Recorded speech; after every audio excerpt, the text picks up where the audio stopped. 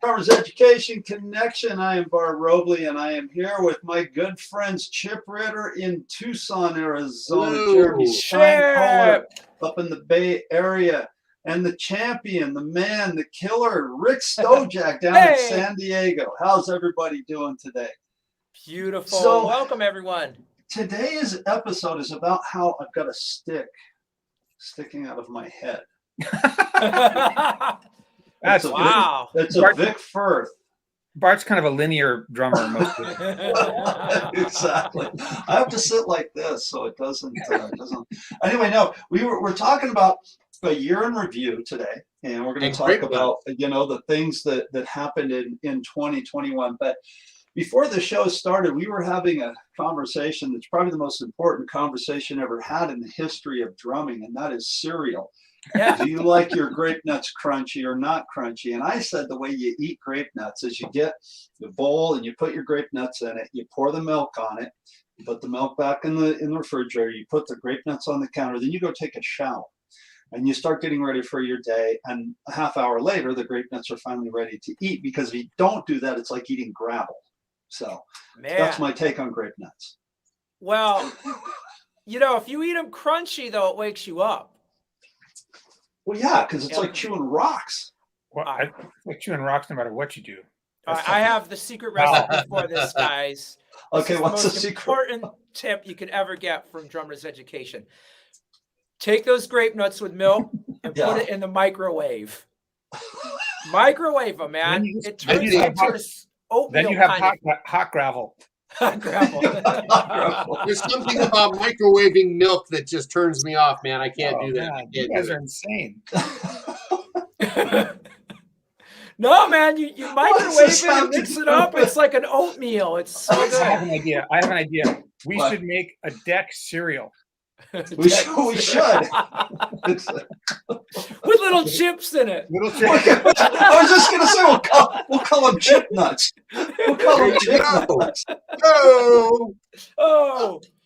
Jim Royal, grape nuts and blueberries is what Jim Royal's going to have. He's going to have grape nuts. What does this have to do with drumming? I have no idea. But now we know how to eat grape nuts, or we have a debate about grape nuts. So anyway, yeah, this show is about the year in review and what it is that we were able to do on deck, and what it was that the four of us were trying to accomplish for people and for our fellow drummers, and also I think what the viewers maybe learned and got from the show, and hopefully also what we learned, because I think we all learned something from the show as well. So I'm going to start with my buddy Jeremy up in the Bay Area. Jeremy, what was one of your favorite takeaways, maybe one of your favorite episodes from the whole year? It doesn't even have to be an episode. What did you learn from the year? I was thinking about this in anticipation of our show.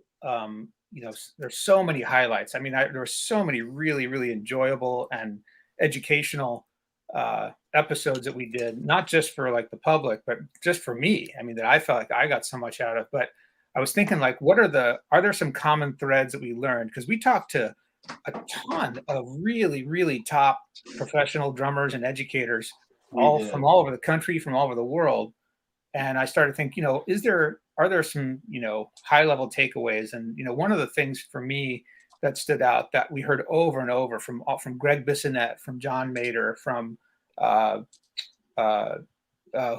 was the shuffle guy, who was playing with, who was taking Jeff Porcaro's seat with Boz Scaggs.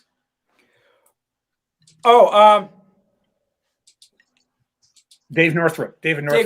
Oh, Dave Northrup. Yeah. I'm sorry. When you said Boz Scaggs, as soon as you said Boz Scaggs, all I could think was Porcaro. I'm like, what are you talking about? Sorry. Yeah, Northrup. Right. So one of the things that I took away from all those guys and others was about being prepared, and how every professional treats that as sort of like one of the most important aspects of being professional, is coming into the gig, knowing your stuff, sideways, upways, downways, cold, because you got to imagine that when you're playing these high level gigs, that should just be taken for granted, right? You got to know the stuff like it's Right. back of your hand. So yeah, being prepared. That for me, that's the sort of top takeaway. Yeah.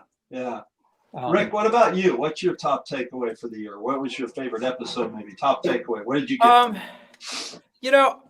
I saw a commonality. I was thinking that everyone really that we've had on the show is successful.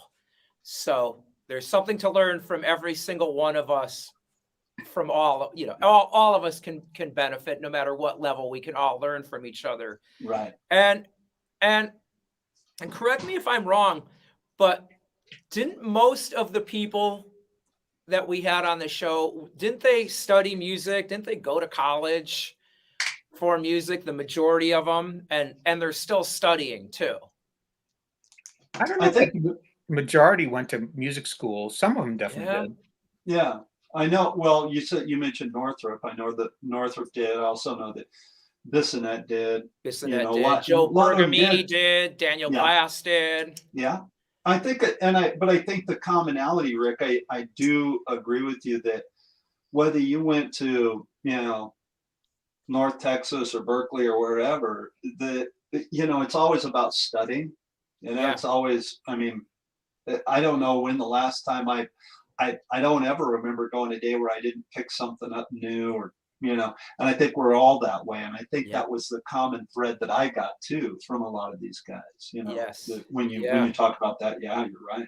Chip, what about you? What was your biggest takeaway from that? I got to jump out with Jeremy and say David Northrup's interview about playing. It was one of the most informative episodes we've had, talking about playing for the song, getting away, working with professionals, overcoming obstacles. You know what I mean? The other one we had one of the first episodes we had of this last year was setting goals. I got a lot out of that one. You know what I mean? Finding success in 2021, where we projected how to go about that and staying positive and against all odds. You know what I mean? Keeping the faith. And I really appreciated that one. Another episode I was thinking about was over a year ago, so I don't know if it counts. But one of the episodes we did was getting students to practice. And that one helped me so much. It just helped me get through and I'm here to say over a year later that I've used the advice from that episode and it's working. My students are practicing and things are going great. Yeah. That's great. A real live impact from the deck. That's great. Yeah. Yeah. Beautiful. Bart, I would have to say I forgot to answer the part about my favorite episode, that I think my favorite episode was the interview with Greg Bissonette, mainly because he paid me to say that. No, but did he? No, he didn't. But he's become a friend, which is great. I mean, I've made so many great friends already from just being on the deck. Meeting these great drummers. And one of the things that struck me about Greg in particular was just how humble he was. Here's a guy who's playing with the band with Ringo Starr. I mean, it doesn't get any more, royalty than that. And, he's just like, I'm just another drummer who works hard, He does his homework and, I love that. Really, I didn't feel like we encountered one egotistical musician in the entire year worth of interviews. Everybody had just a great head on their shoulders. That's true. Other than us four with our huge egos. Yeah, I was gonna say. And Jim Royal. I mean, he's his ego's like. And Jim, Jim, man, that cat. Oh my god. I'm waiting for a comment to pop up, and he's like, "Wait a second here, what are you?" And one other thing too is like everybody, there's no. It's so easy to like look for answers, right? We always want the answers and what's the secret, and all these videos on YouTube like advertise, the secret to whatever. And, there are no secrets, man. There really aren't, there's advice and there's life experience, but like, you want to be prepared, be on time, have your gear together, be easy to work with, all those sort of obvious things. Right. And then just do it because you love it. That's it. Exactly. Yeah. That's it. One of my favorites was Mitch Marine with Dwight Yoakam. Yeah, that was a good one. How prepared, and he's held that chair for, I can't remember, but many, many, many years. Oh, he's been with Dwight for a long time. Yeah. And his, of course, preparedness, the same theme of the preparedness, but also that he plays other instruments too. So he actually charted out the arrangements, all the parts for the entire band, for the entire catalog. Right. Like, what a resource as a bandmate. And talking about getting deep inside the music. I mean, he knows the bass lines. He could hand the bass player a chart of for a song. That's So the thing that's that I like commitment. about what he said about being a bass player too. I remember that because Mitch had said that to me years ago. He goes, being a bass player, you know exactly like what not to do as a drummer, because I think he said something to the effect, you've been at home practicing your crazy drum fill that you can fit into the song.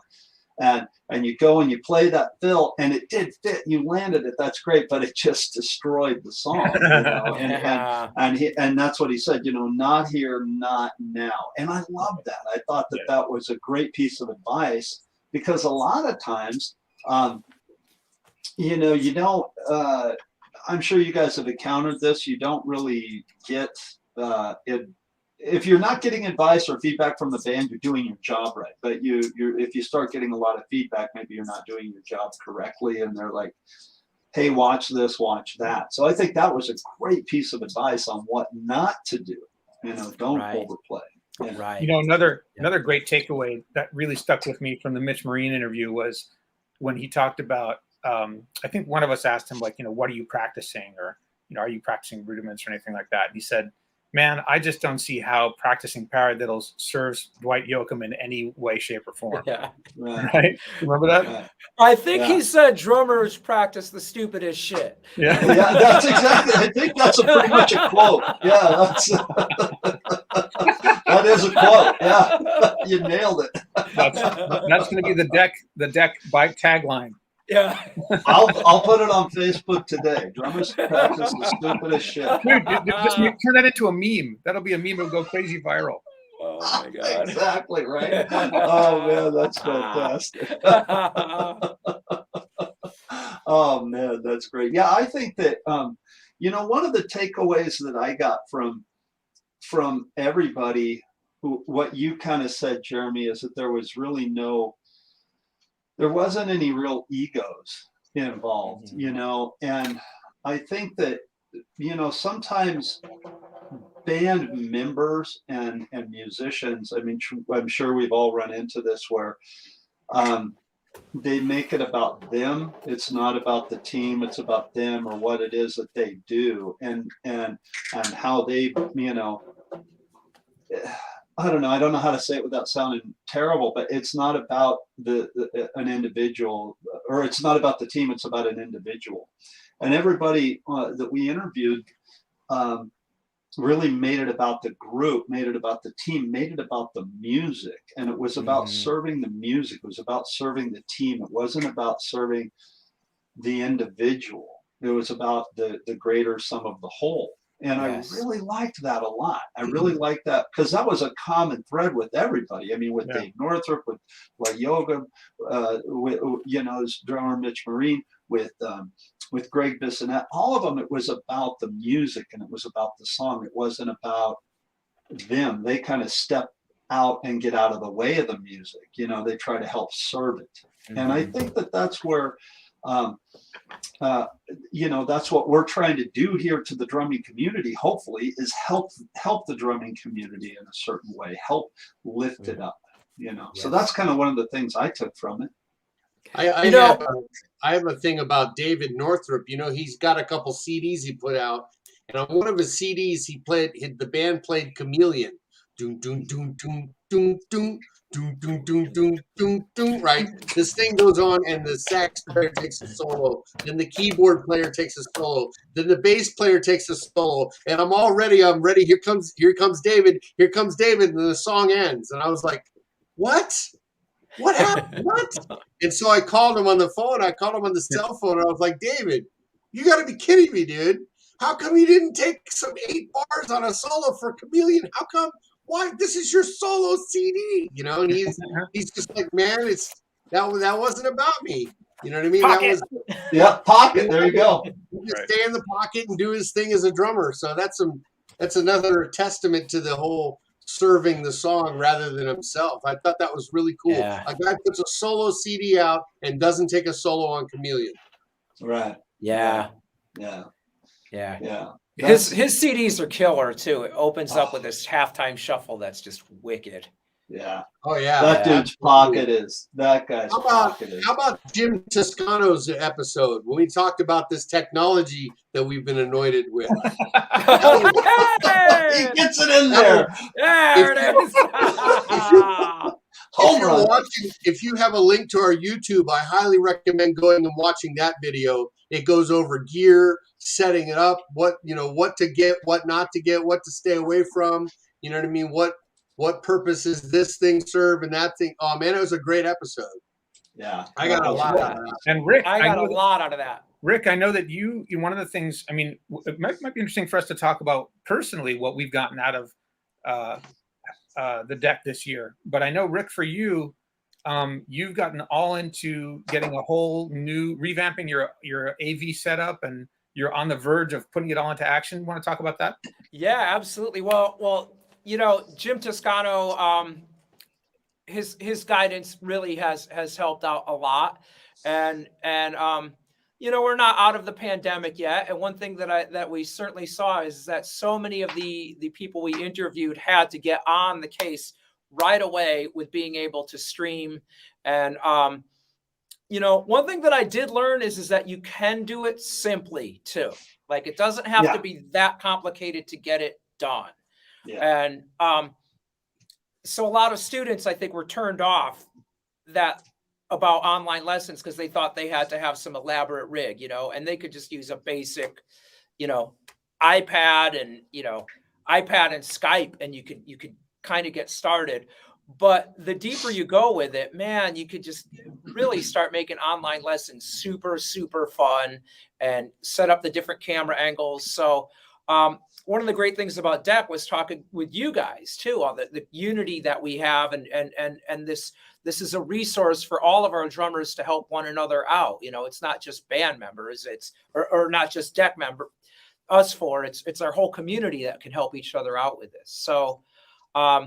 So now I have I've got the Focusrite, I've got an Audix mic package, I've got stands, I've got an Audix headset coming, Zoom cameras, and no idea how to set it all up. That's episode 61. Yeah, exactly. Right. We're going to call that one Jim Toscano Help. Yeah, right. That's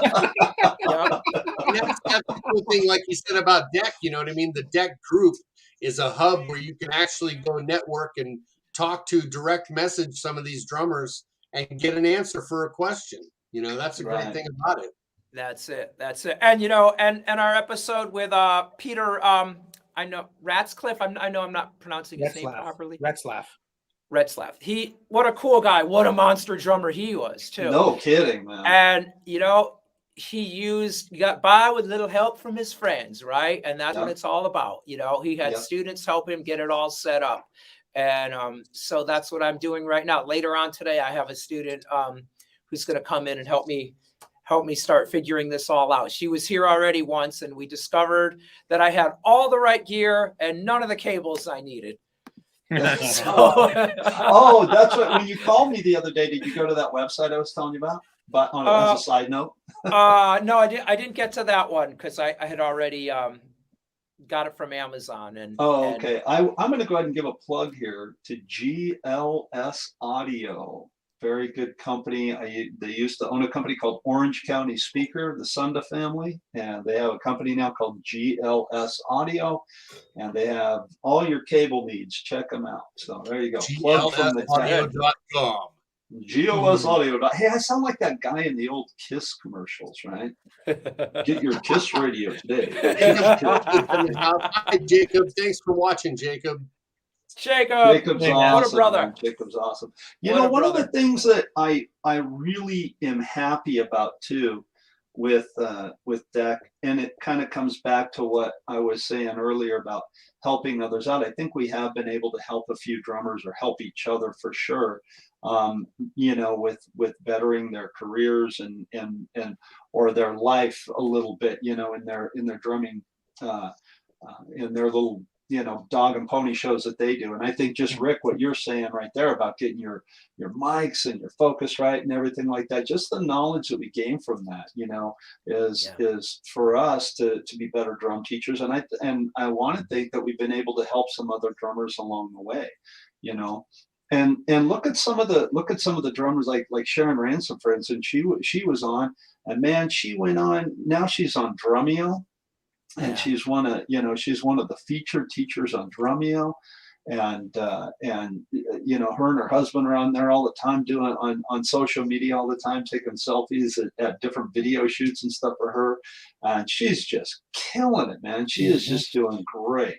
Good. She's a wonderful person and a wonderful player, and it's so great that she has joined the Sabian family also too. Oh man, completely. That was just awesome. That was fantastic. That was really cool. Yes. And then, one of the things that I had when we had Rob Wallace on, that was a good episode for me, because I think, Rob is one of these guys that kind of makes you realize that, anything is possible. He had no idea that his life and his career was going to take him where it ended up taking him. And it ended up being such a great thing for him just because he said yes. He wasn't closed-minded. He didn't say no and dig his heels in and make it about him. Once again, it wasn't about him. It was about the greater sum of the whole and the drumming community. And he had the Drummers Collective. Then he went on to do DCI and all these videos and education, and helped so many great drummers and so many fantastic players. He, better their careers and pass on what it is that they know how to do.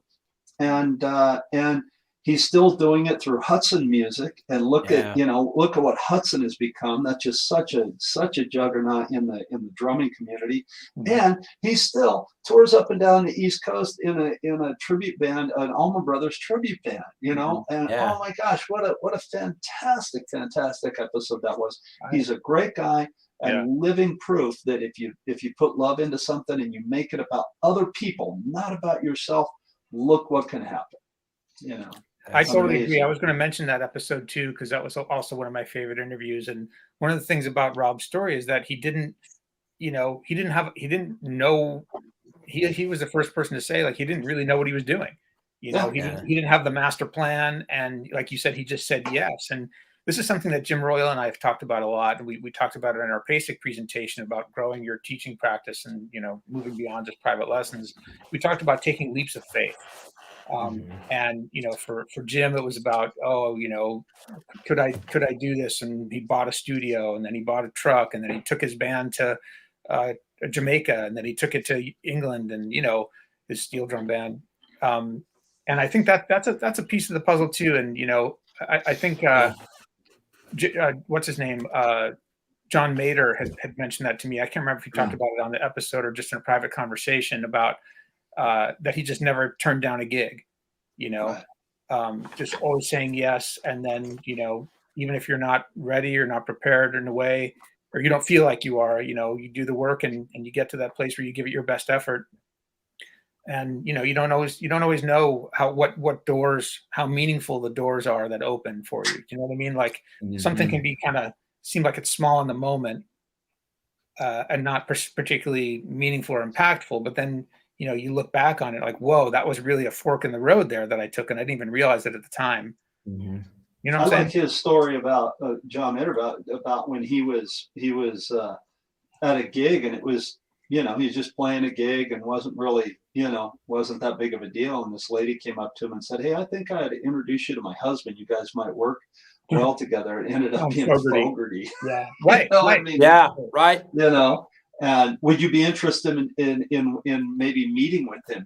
What do you? Of course. That's amazing. That's amazing. And that's another example of, when you come to play, because you don't know who, you don't know who's out there watching you play. Yeah. And here's, Fogerty's wife's in the audience, and hey, you ought to meet my husband. I think you guys would work well together. Or what about what's your bass player friend in the Zeppelin tribute band? Oh yeah, Jim Wooten. Jim Wooten. Yeah, Jim Wooten. I love that interview too. And he talked about, you know, they were playing this Led Zeppelin tribute band, and you know, they're doing it whatever 250 nights a year or something like that. Easy to get bored with it or mail it in or whatever. And sure enough, one of those gigs, Jimmy Page is in the audience. Yeah. You know? And you know, I didn't find out till later, but boy, you better hope you brought it that night. Right. Yeah. Exactly. You know, the Jim Wooten episode. I'm sorry, Jeremy. I was just wrapping up, just saying, like, you know, I for me, Bruce Springsteen, man, he's like one of my heroes in this regard, because I don't know if you guys have ever been to a Bruce Springsteen show, but man, he kills it every time. Yeah. You know, just puts on like a 3.5 hour show and like brings every ounce of energy he can. You know, he may be on the 300th night of the tour, but everyone there is there for the first night. Yep. Yeah. You know, almost everyone. Anyway, sorry, Rick. Yeah. I love the Jim Wooten episode. I'm sorry I couldn't make it. I was taking care of some family business in Florida with my mom, and it was so fun to listen to you three guys, because I was in the airport listening to the show with Jim Wooten. And Bart, it was just brilliant to bring in a bass player. I mean, that's the perspective that we need. What is a bass player looking for with a drummer? And so many of the episodes, that one is a highlight, have been so useful for me as a teacher to refer to. I've forwarded so many episodes to my students, like, you know, from the link to the YouTube channel. And, you know, the takeaways from Jim Wooten were, I just want a solid kick drum. Yeah. I want hi-hats. He felt ride is a little washy, you know, and so a little harder to follow for a bass player. And, you know, just those little tips could save a session or a gig. And then Jeremy, you were brilliant. You're like, well, if you like hi-hats, and well, then do you set up to the left of the drummer? That was a really, really good question. And, you know, it's just like that kind of thing can be a real big difference for a band. Well, that, you know, the Wooten episode, the reason that I even thought about it was actually because of the Mitch Marine episode. Because I like so much that Mitch had to say about, you know, the fact that he's a bass player. Yeah. And what does a bass player need from a drummer? Right. And how do you go about making the pocket for the bass player so that the bass player and the drummer create that pocket for the band? And so, that was a no-brainer to put something like that together, I think, and I think that that's maybe even a possible, a future episode with some other bass players or other musicians, a piano player, maybe a keyboard player, because they're all part of that rhythm section that we have a great idea. And we should even get one with a singer. Oh, I know. No. Sorry. You know what's another one? They'll tell you don't rush or don't drag, and that's about it. And they don't help you load in your equipment either. Yeah, another one of my favorites was an interview with your friend Bart, Rick Long, the nurse who was a cancer survivor, and talked all about his journey as a drummer and as a writer. He was a modern drummer. He published a book, which is a really terrific book and highly recommend it. And just, his whole thing was sort of like we're all, and like Greg Bissonette in a way, it's like we're all rock stars, and that's so important. It's so easy to get caught up in wanting what you don't have, or thinking that you're not valid, or you're not, important, or your music doesn't matter, or you haven't arrived at some place where you get this certain kind of recognition or a feather in your cap. And that stuff's great, but man, you can put on the best show in a living room, right? Completely. Yeah, it's just important to remember that, take pride in what you do, and value yourself and value the music that you make. I think the point with the, that you could even go a little bit further with that is that, okay, what are you going to give more importance to? You're going to, you're playing a gig in front of 5,000 people, or you're teaching an 8-year-old kid that really wants to learn how to play, how to play quarter notes. Mm-hmm. Which one is more important? Well, that's a no-brainer. They're both equally as important. You can't phone anything in, you know. I don't care if you're playing a gig and you're excited to be there personally, or if you're trying to teach some kid that really wants to learn how to play the instrument so he can get there to play in front of 5,000 people. You know, I mean, it's all right. It's about serving each other. It's about helping one another. You know, Well, it's not about that. And impacting lives, you know, as educators, Right. that's such a big piece of what we do. You know, we're not just creating drummers, we're creating, you know, we're helping create human beings, you know, Right. who Right. are Well, and then that's what your book is all about, you know, right Yeah. here, you know, finding the groove. That's Finding what the this groove book is all is there. all about. You know, I mean, it's about just being a good drummer and a good teacher. And I think that, you know, being a good drummer kind of becomes taken for granted almost, you know, Right, that you can right. play. Yeah.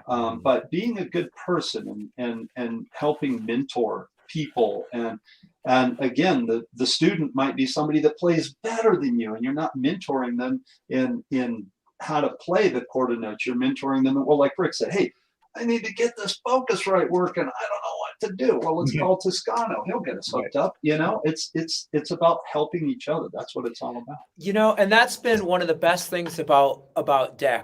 is when a student comes in who said they've watched the episode and they're inspired and they learned something and they said, oh, I can't wait to, what are you guys going to do next week? Are you going to do a round table and all hands on deck? You have an interview. I like them all. And, you know, it's just, God, it's just such a good feeling to know that some people are watching and that we're helping them out. Right. Nice. Right. Hey, David, You know, our friend David Betts says, my takeaway, very broad, is that being part of a worldwide family, we might never meet up in real time, but there's nonetheless a connection. yeah, That's right. That's that's true. so true. It's One of my beautiful. favorite episodes was I wasn't there, kind of like Rick, is like I'm watching the episode in my car. I'm listening to it like a podcast on my phone, and it was with Murray Piper. And you guys were Murray. talking about passion and inspiration. And it was just, man, he was all over the place. And it just made me want to teach even more. You know, I remember Yes. going to work that day just thinking, wow, you know, I wish I could put some of that in a bottle and take it with me sometimes. What a passionate drummer that guy is, man. What a passionate drummer. His school, Passion Drum School, is so perfectly named. Yeah, it really is. It Yeah. really is. Murray's a And what a madman. monster drummer. Oh my gosh, his hand drumming too is just fabulous. That's a great You know, episode. that is a reoccurring theme that we did see. A lot of our players have some type of faith, you know. Mike Clark with all of his Zen concepts that was he's one of my used. favorites too. Yeah. And then Murray and there's just you know, Bissonette. your episode Bissonette. about overcoming fear, you know, when you were on the Letterman show, how you overcame that fear, you know. Yeah, that was a good one. That was a great one. You know, Hey, about the only everybody, one, by the way- just in case he's watching, about the only one that was kind of, you know, a little kind of a flop was when Brady was on. Chris Brady. Chris Brady was on, just in case he's watching. That was a Chris little, Brady episode. I mean, yeah. he's the only one really who put himself first, you know. I swear I hope he's watching because I really want him to say something right now. But you know, who knows? If he is. He might be asleep in his cubicle over there. For Face those who down- don't know, he's Face part down of in a bass drum head. Yeah. Well, here's the thing. I always, whenever we go over, and I, you know, he knows if he is watching or he watches this later that he knows that I'm joking. Chris is probably, he's salt of the earth. Chris is probably one of the greatest A&R refs in the business. Yeah. He is a wellspring of knowledge when it comes to kind of like Bissonette, just how to treat people like people and how to be a pro in the business. And, you know, and honestly, like what we just did right here, he's just one of the guys, you know, I mean, like every time I go over to Aquarium to get some drum heads, I know two things are going to happen. Number one, I need time because I'm going to go over there and we're going to hang out and we're going to talk and we're going to top shop. I cannot be in a hurry. And number two, we're just going to give each other a hard time and rib on each other and have fun. That's how I always walk in. I always walk in and go up to his office. So I'm like, wake up, come on, there's work to do around here. And he's just a great guy. He's just a great dude. So, So Chris's episode was awesome. So if you're out there watching this and you're looking for, you want to get an endorsement and you believe that you're ready for an endorsement and all that sort of stuff, watch that episode and really listen to what Brady has to say. He knows his stuff and he'll really point you in the right direction on how to do it, how to go about it. That's right. Roy Burns would have been proud of how Chris Brady is running Aquarian and Mike Bruker. And thank you. This is a good time to thank Aquarian for all of their support. And that's what really brought us all together, is we're all Aquarian artists. So we all met at NAMM and probably all at the Aquarian booth. So Chip, go to the right. There it is, Aquarian. Now go to the left. Jeremy. Now go to the left. Okay, now go back to the right. Go back to the right. Go back to the right. Coming okay, go back to the middle. Now go back to the right. One more time. No, back to the right. Back to the right. Back to the right. We just did a Bart Flamadiddle. We just did it. We just did a Bartadiddle.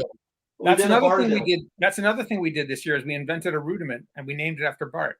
The Flamabartadiddle diddle. The Flamabartadiddle diddle. Flamabartadiddle diddle. Yep. Yeah. I think we should approach. I think it should be the 41 essential rudiments, personally. I think so. I mean, come on. We should lobby for that. I think we should. I think we know enough people. We could get it in there. Come on. Yeah. So, by the way, everyone, all of the episodes are on our YouTube channel. And this is episode 60 that we've done. And they're also archived on the YouTube group, too. Yes, so lots they of are. places you can visit us. Yeah, you can check them all out on the YouTube channel. You can leave comments and everything like that. And hey, if you guys have any ideas for guests you'd like to see on the deck, please let us know. Type it in the comments. That's a great idea. I never thought of that. Yeah, let's get some ideas out there for great people to bring on. Yeah, absolutely. We can even post a separate post on the private page and say, hey guys, what do you think? Call. Great idea. Yeah, and we apologize if there's so many out there that would love to have on that we just haven't gotten around to yet, too. Yeah. What about your friend? Yeah, Jeremy. What about your friend Dawn Richardson? She was on there. She was awesome, man. She really is a great drummer, and as well. I mean, everybody that's been on, there hasn't been anybody that couldn't play. Hey, Chris Brady, and that dude. All the guys, everybody, guys and gals. I mean, she is a fantastic drummer, but what a great inspiration she is. Absolutely, Dawn is one of my heroes, absolutely, and a dear friend, and I love her to death. And I feel like she's such a great role model for girls, especially.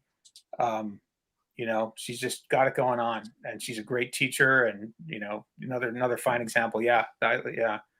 Somebody said Ringo Starr. We should bring Ringo Starr on. Yeah, that'd be good. God, can you imagine?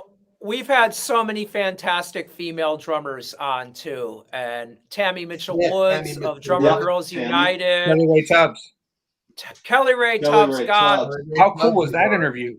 That was fantastic. Really good. She knows so much about the history of the instrument itself, and that clasp was on a Gretsch 1929. How did you, gosh, what an amazing. And she had a whole slideshow about the history of women in drumming and the history of the development of the drum set. I mean, fascinating stuff. And I think I know she's working on a book with Daniel Glass. That's like a history of the drum set book. So we're looking forward to that coming out, man. That's right. It's, she was going to antique stores and finding pictures of vintage drums, working on this project with Daniel Glass. And then she'd find these photos that are, over 100 years old of these old drums, but there were women playing them. Yeah. And so that was just a fantastic realization to see that, women have been drumming right along. And a lot more women than we ever thought before. Yeah. Half my students are women now. Yeah. Which is great. That's fantastic. Yeah, they have good timing. Yeah. You should Oh, get hey, Emmanuel Capulet on. Rick, did you just say they have good timing? They have great timing. Oh my God. So I don't know if you guys have had this experience also, but my experience, and I'm not saying that, I'm not trying to make any political statement or anything, just my experience is that the female students that I teach keep better time than the male students. It's my I agree with that. observation as well. I don't want I to get agree in with any that. trouble, but I also find that my women students are more focused and better readers and can evolve quicker. A lot of times the guys are like, I'm a caveman. I'm just going to try to do it. And like, it's wrong, dude. Like, no, I get it. But no. And then I'll have a lady come in and teach her to read. And she's like, like, yep, Yeah. there it is. Yep. I completely agree with that. I completely agree with that. Much more focused, you know. Yeah. That's why, like a lot of times, and I think that's why when I put up a ceiling fan, it usually will fall out of the ceiling and destroy everything in its path. And then my wife goes, "Why didn't you read the instructions?" I'm like, "Oh yeah, I missed the part right here." Yeah, maybe You know, we learned a lot about pizza this year too. Pizza. Well, we did learn a lot about pizza. You didn't learn enough about pizza. Well, and grape nuts. Grape nuts. Jim Royal said, what did Jim say about nuts with blueberries? He said something about, yeah. He said grape nuts with blueberries, let the milk settle for a little bit. Yeah. Exactly. See, we learned about pizza and grape nuts. That's the. Hey, you know what? We almost had Ringo Starr call onto the deck. He interrupted the deck. What a I've got to moment. say that was. He interrupted the deck. Ringo Starr interrupted the deck. That's rude. When he comes on, I've got a bone to pick with. Yeah, I've got a bone to pick with Ringo. You know, there was a great takeaway from that in general. You know, I hinted at Greg. You know, why not ask? You know, it's worth it to ask. I mean, that's how I ended up with my wife. You know, hey, you want a drum lesson? And the rest is history. So it's worth it to ask. So when Ringo was on, and then I asked Greg, hey, does he want to come in and plug his, you know, his fundraiser for hunger? And Greg is like, Rick, the key to a guy like working with a guy like that is you just never ask for anything. You get out of the way, you know? Yep. And Mitch Marine had that kind of attitude about working with Dwight Yoakam. You just have to be easy to work with, no complaining, be on time. And one of the other themes too is just be really, really easy to hang out with. You've got to be one of the gang. And I think that's really important because I've had a lot of students who've wanted to be in bands, local bands. And, you know, I said, let's just really think about this. Think about their lifestyle. Think about who they hang with. Is that fit in with your personality? It might not be the best thing for you to be with that band. You know, that band's are party maniacs. That might not be your thing. I don't, you know, so how we get along with others and fit in, I think is just as important as, you know, do you have the parts right? Yeah.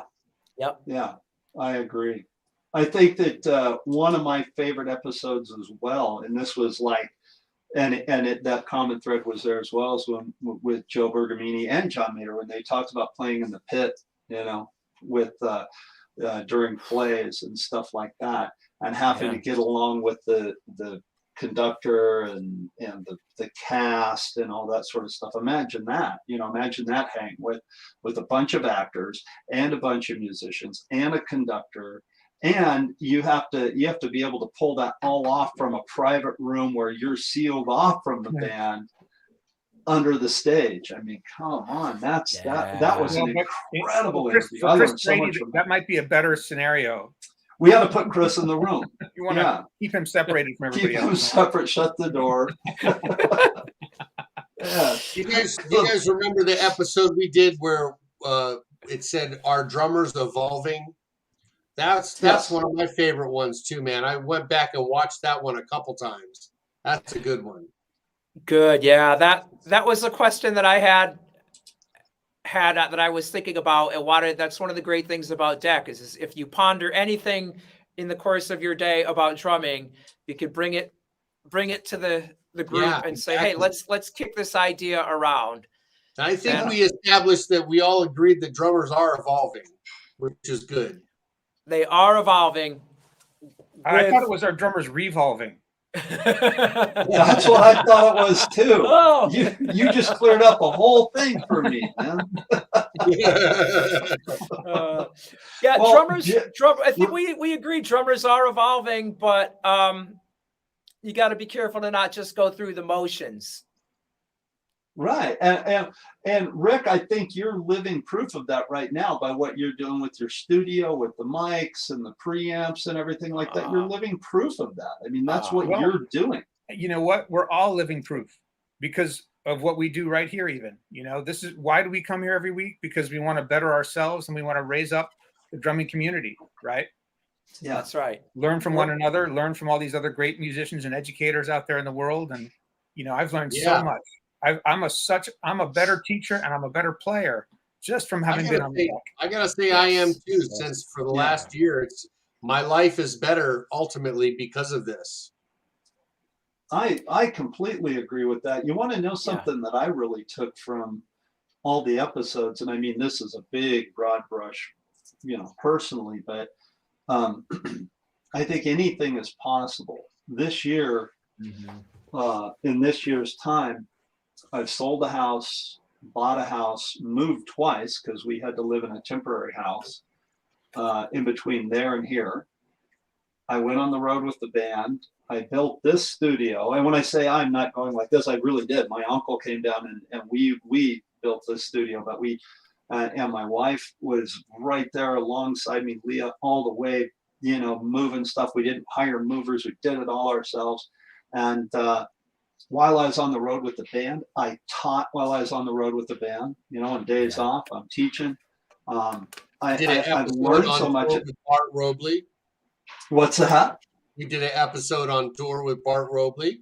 Yeah, we did. And the thing is that it really, I think it made me realize from talking to all these other players and all the other people that we've met here on the deck that anything is possible. You just have to, again, that common thread of having to put in the work, and not be afraid of that. And that's, I really got that from everybody, and I really tried to apply it, rather than just, oh yeah, I'll do that next week. It's like, okay, let's just get this done. Let's do it, Bart, you're such an inspiration, man. You're such a go-getter. I'm always amazed. I'm looking at your social media. You're out on the road and you've got a break, and there's a photo of you, in your drum pad and sticks with your Wilcoxon snare drum method.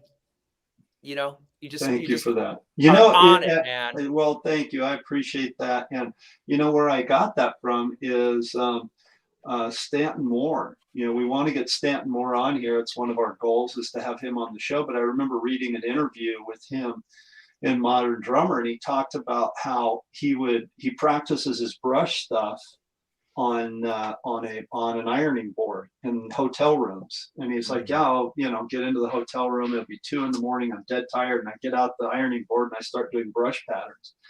And it's like, wow, that's really inspirational, and so thank you for those kind words. But my inspiration comes from other drummers and other people, and then just that determination to get it done, I think is I guess if I'm trying to be inspirational is that, just be determined. And who's another drummer that we haven't had him on here, but I gotta really give him some props. I'd love to have him on here. Is Bobby Rock. Do you guys know who he is? Oh, yeah. Man, I love Bobby Rock. Yeah, Encyclopedia of Groove. Jeremy, Bobby Rock is like a bodybuilder with this big hair from the 80s. He played with a band called Nelson, the Nelson Twins. Yeah. And he was the Vinnie Vincent Invasion in the 80s, power drummer. Yeah. Before I wrote my own series, I used to teach a little bit out of his book, The Encyclopedia of Groove. Yeah. Yeah. I was at the NAMM show. I'm sorry. No, go ahead, Chip. Go ahead. I was just going to say, one of my first NAMM shows I was at, I was doing the thing at the trick booth and juggling and doing my demo stuff. And after I got done, Bobby Rock came up and said, "Man, I love what you're doing, man. Keep doing what you're doing, man. That was just awesome. Keep doing it. Keep doing it." You know, he's just a super positive, talented, enthusiastic, and passionate drummer. Sounds like Rick Stojak. He is. He is very much like Rick Stojak. Oh, you guys are so sweet. You guys are the best. He really is. He's just like you, Rick, where he's just like, you know, everything is positive. He on his social media stuff, he talks about being on the road and how tiring it is.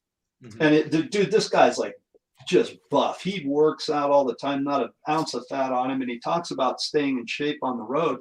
And his big thing is like, he'll do videos of himself jogging at 2 a.m. And he's like, yeah, we just got back to the hotel and I know I'm going to be able to sleep, but I got to keep my body up for this tour. So I'm out for literally like a 5 or 6 mile jog. And then I'm going to hit the shower and then I'm going to get on the bus and sleep to the next town.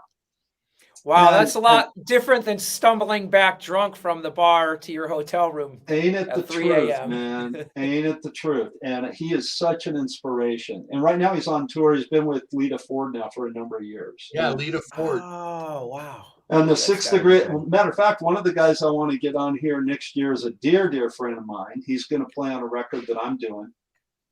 Dusty Watson. I talk to him all the time. He's a really dear friend of mine. He's been so helpful to me. He played on the first Lita Ford record. He played with Dick Dale for many years. Right on. Just an amazing drummer. I've already asked him. We just got to get time to be on here with him. But he's friends with Bobby because of the whole Lita Ford thing, and he's known him forever. So that's maybe we can make that happen, you know, with a few phone calls and stuff. But Bobby would be a good one. And and back to what everybody said about Rick, I do have to say this. That's one thing that I've learned from you, Rick.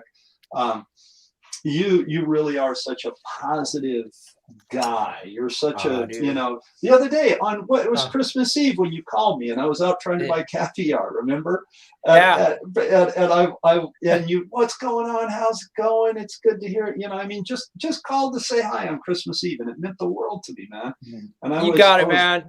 Did you find your caviar or did you go with the crab meat for your wife? I went with the crab meat. Dude, I must have gone to 20 grocery stores out here. I could never find it.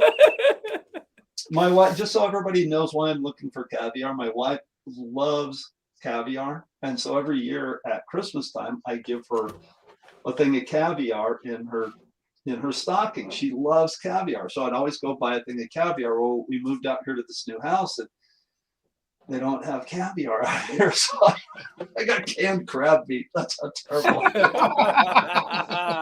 I tried.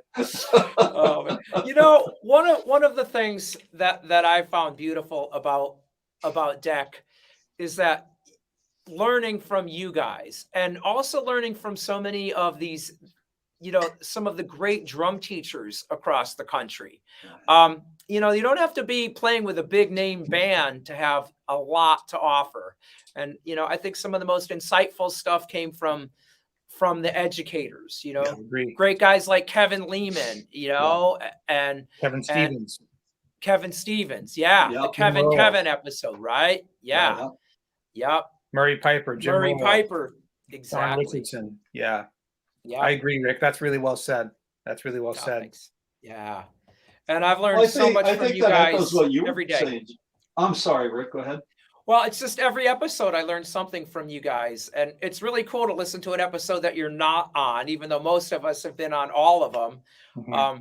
It's fun to listen to it from an outsider angle. You know, I heard it, the Jim Wilton episode with you three, and I thought, you guys sound really pro.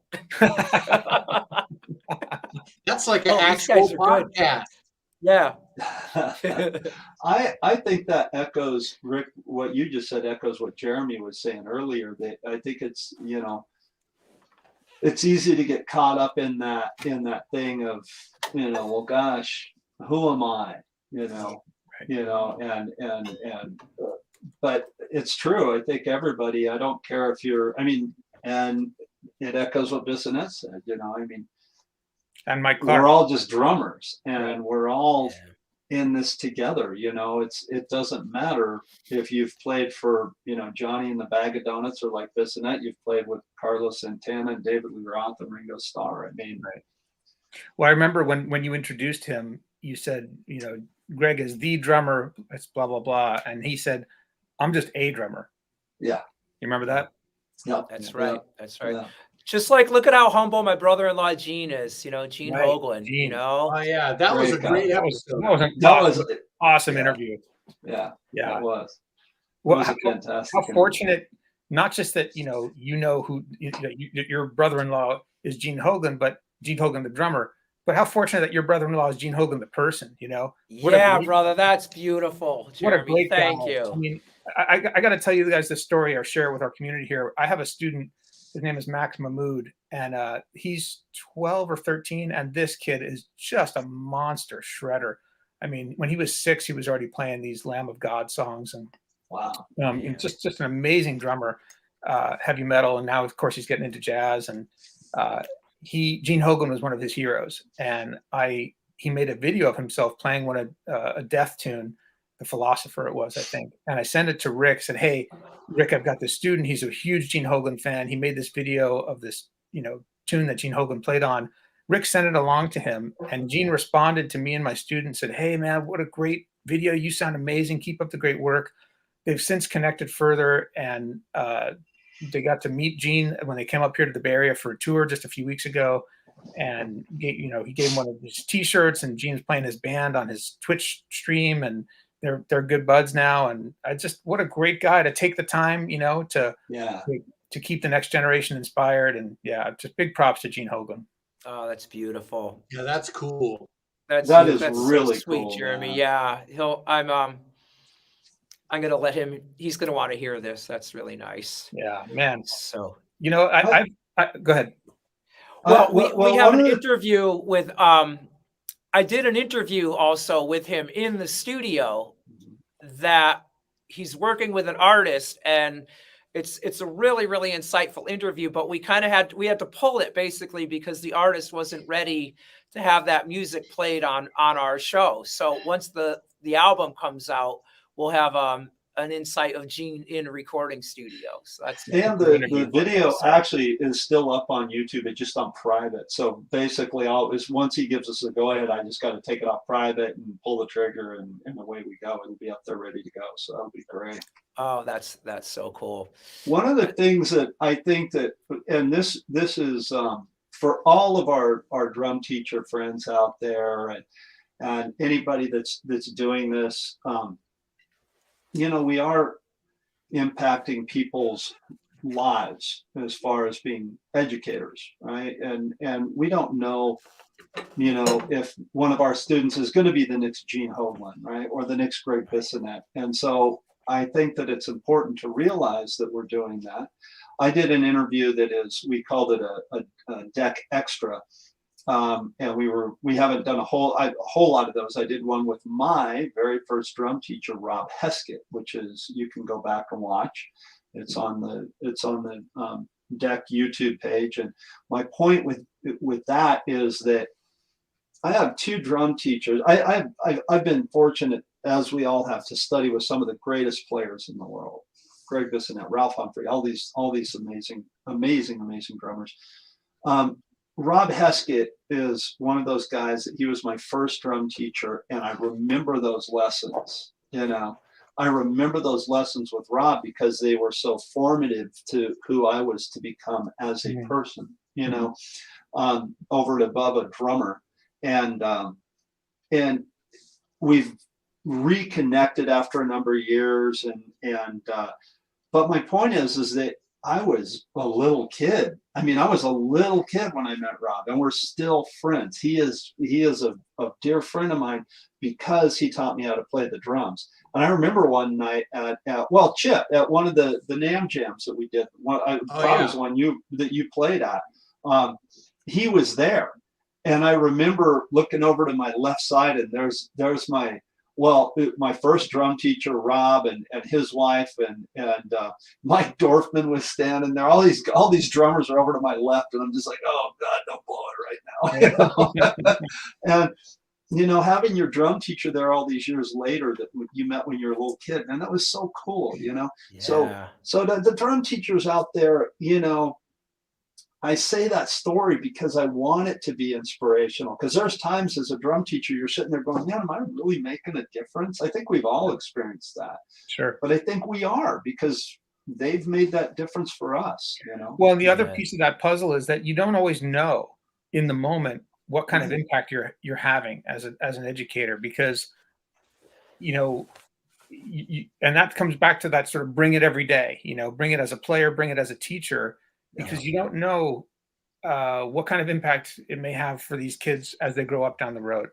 I had a student come back to me this year. I went out for lunch with him, and I hadn't seen him in maybe 4 or 5 years. He just graduated from USC in the jazz drumming department, where Peter Erskine is the head of the department there. And he studied with Peter, and he studied with Ndugu Chancellor, and some other really heavyweight drummers. And his mom sent me an email after I went out to lunch with him, and he said, hey, I just wanted you to know, Benjamin said to me that for all the drum teachers he's ever worked with, he thought he got the most out of working with you. And that was like, holy cow, I couldn't believe it, right? And I never, ever would have thought so. And I never would have thought so in the moment. I mean, we had a good relationship, and the lessons were great, but and he was really amazing drummer, but I didn't know what kind of impact I was having. And then it's nice to hear it all those years later, especially from a kid who's worked with all these amazing drummers. This stuff matters. The lessons matter. The attitude, the care that you put into your teaching practice really matters. Yeah. The education and the connection. Yeah. There it is. No, really. It all is complete, Chip. That's right. Yeah. I go ahead. I'm sorry. I was just going to say, I remember my first drum teacher, Fred Hayes from Tucson. I remember asking him, I saw him play with the band at a show, and I remember asking him, how do I tune my toms like you? How do I tune my drums to make them sound so cool? And he looked at me, and he was serious, and he was like, don't you think we should learn how to play the snare drum before you learn to tune the toms? And I was like, what? How dare you? And then later in my life, I started realizing what he was saying. He was right. He's got a point there. You know what I mean? I should learn how to play the drums first. That's awesome. I love it. I love it.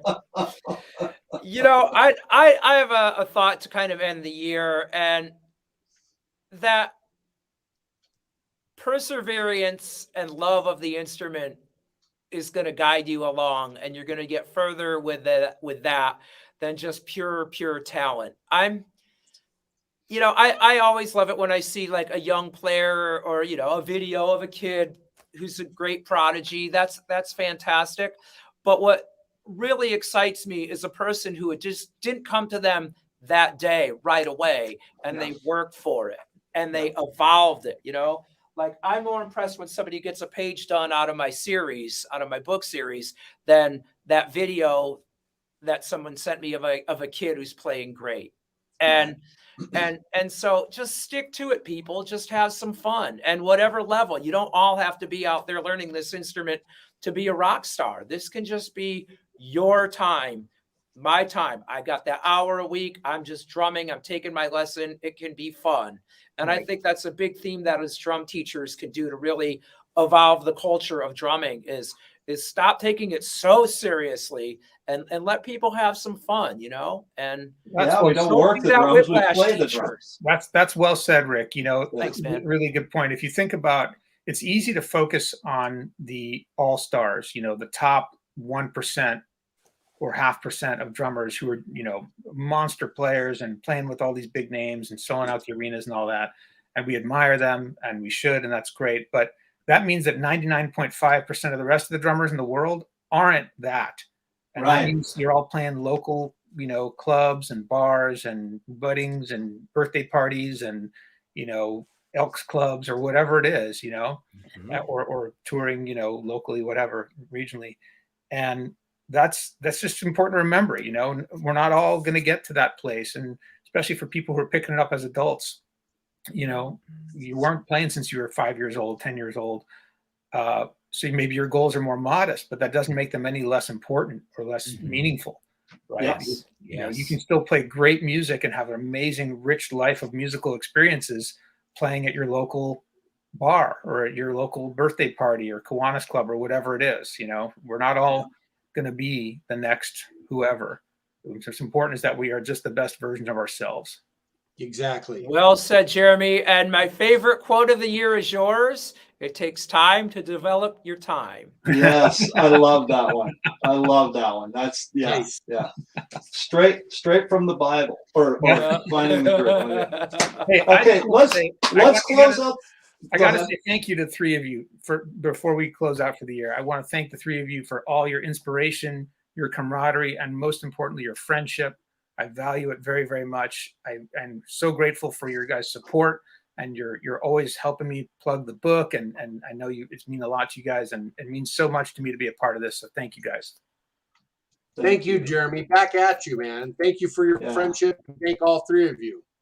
Yes. Thank you all. You're all amazing humans, and it's an honor, and it's just always so inspiring. And I am so pumped up about the coming year and the future. We have some great momentum, and thank you mostly to all of the people who've supported us and watched us and for contributing. And we are grateful. We love you all. And we love Chip's dog. We love Chip's dog. Exactly. So I have two things. I want to thank all you guys too. You guys are just amazing, and this is such a highlight for my week every week. And I'm so thankful that Chip made a phone call and said, "Hey, I want to do something, but I don't know what it is," and it became this. And so I'm incredibly thankful and incredibly humbled that you called me. You know, I mean, Chip and I have known each other for many years, but you know, we all know a bunch of drummers, and I think this is great, and all of you guys are fantastic. So I want to say that we've got our next two guests off the top of my head. Next week will be the first episode of the year, and it's going to be with Tony Pia. Tony Pia is a Doobie Brother. Tony Pia plays with Brian Setzer Orchestra. Tony Pia is an amazing guy. He's given me some fantastic drum lessons, and he's a great guy. And then Jeff Kelly from the Kelly Shoe. Look, I didn't even realize that on that shirt today, but yeah, Jeff Kelly from the Kelly Shoe. And last but not least, we are going to give away a Drumeo prize package today. Oh yeah, we're going to end the year with a Drumeo prize package. Oh wow! And I've already picked it. So here, who is going to win? You ready? Rick, give us a drum roll. Give us a drum roll. Here it comes. Dylan Parr, you just won. All right, Dylan, you won the Drumeo prize package. So I will private message me your email address. I will send that along to our friend Sharon Ransom at Drumeo, and you get a month's free subscription to Drumeo. You will get a practice pad. You will get one of these nifty water bottles right here, a cool dual-sided practice pad, a pair of Drumeo sticks, and some really cool stuff. So Dylan, send me your information, and we'll get that off to the people at Drumeo. Right. Everybody, thank you so much for watching. We hope that you had fantastic Christmas holidays, however you celebrate them. We want you to have a safe New Year's Eve. Have a great New Year's. Hope that 2022 brings everybody everything that they want, need, and deserve. Thank you for watching the Drummers Education Connection and being part of the deck. Keep drumming. Everybody go get your sticks and practice. Come on, let's go. We got stuff to do. Everybody. Learn songs. Happy New Year. We love you, everybody. Thanks for watching. Have fun.